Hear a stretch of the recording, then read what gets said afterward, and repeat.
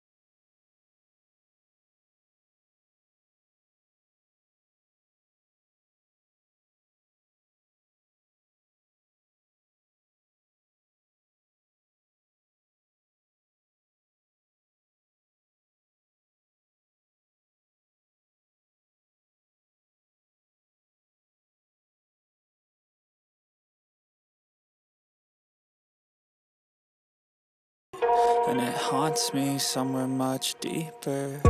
Anxiety, filling up every space, no privacy. And silently, it could build and build until you finally see, whoa, it's taking over.